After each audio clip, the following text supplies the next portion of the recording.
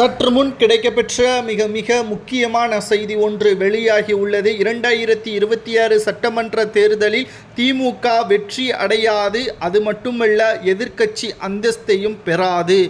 உளவுத்துறை கொடுத்த ரிப்போர்ட்டால் ஸ்டாலின் அவர்கள் மிகப்பெரிய ஒரு அதிர்ச்சிக்கு உள்ளாகியுள்ளார். ரகசிய ஆலோசனை கூட்டம் ஒன்றையும் இன்று மாலை நடத்த திட்டமிட்டுள்ளார். உதயநிதி ஸ்டாலின் அவர்களிடம் தற்பொழுது ரகசியமாக பேச்சுவார்த்தையும் அமைச்சர்கள் நடத்தி வருகிறார்கள்.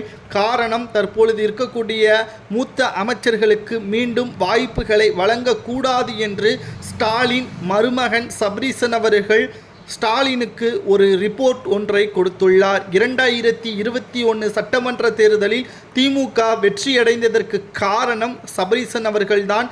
ஸ்டாலின் அவர்களது மருமகன் போட்ட ஸ்கெட்ச், அதாவது வடமாநிலத்திலிருந்து பிரசாந்த் கிஷோர் அவர்களை வரவழைத்து எப்படி பிரச்சாரம் செய்யலாம், எடப்பாடியை எப்படி வீழ்த்தலாம் என்ற வியூகத்தை சபரீசன் அவர்கள் போட்டு டெக்னாலஜி முறைப்படி தேர்தல் பிரச்சாரத்தை நடத்தியதன் காரணமாகத்தான் திமுக வெற்றியடைந்தது. ஆனால் தற்பொழுது சபரீசனோ திராவிட முன்னேற்றக் கழகத்தை வெற்றியடைய வைப்பதற்கான பல்வேறு யுக்திகளை பயன்படுத்தினாலும் பிரசாந்த் கிஷோர் தமிழக வெற்றி கழகத்திற்கு சென்று விட்டார். அங்கே ஆலோசனை வழங்குவதற்கு சென்று விட்டதன் காரணமாகவும் தமிழகத்தின் மூத்த அமைச்சர்கள் கடந்த 4 ஆண்டுகளாக மக்களை அவமானப்படுத்தியதை முன்வைத்தும், இதனால் மீண்டும் இளைஞர்களுக்கு வாய்ப்புகள் வழங்கப்படாமல் மூத்த அமைச்சர்களுக்கு வாய்ப்புகள் வழங்கப்பட்டால் 2026 சட்டமன்ற தேர்தல் 2011 எதிர்க்கட்சி அந்தஸ்தை இழந்தது போல் தமிழகத்தில் மீண்டும் உங்களது நிலைமை மாறிவிடும் என்பதை சபரீசன் அவர்கள் தெள்ளத் தெளிவாக தெரிவித்துவிட்டார்.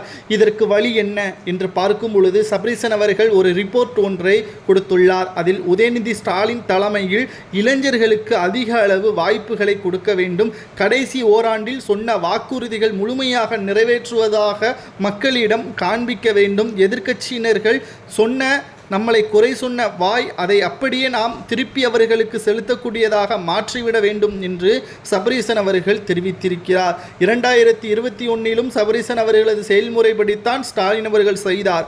ஆனால் அதிலும் சில தவறுகள் அப்பொழுதே செய்தார். அதற்காகத்தான் 3.5% இக்கட்டான சூழ்நிலையில் திமுக வெற்றியடைந்தது.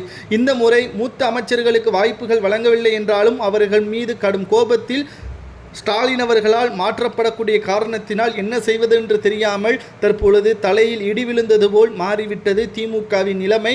அதிமுக நிச்சயம் அரியணையில் ஏறுவதற்கு வாய்ப்புகள் இருக்கிறது. காரணம், பாஜகவின் கூட்டணி கடைசி நேரத்தில் தமிழக வெற்றி கழகத்தின் ஆதரவு கிடைத்தால் ஒட்டுமொத்தமாக திமுகவின் ஆட்சியை கலைப்பதோடு எதிர்க்கட்சி அந்தஸ்தையும் இழப்பது சரியா தவறா என்பதை கூறுங்கள்.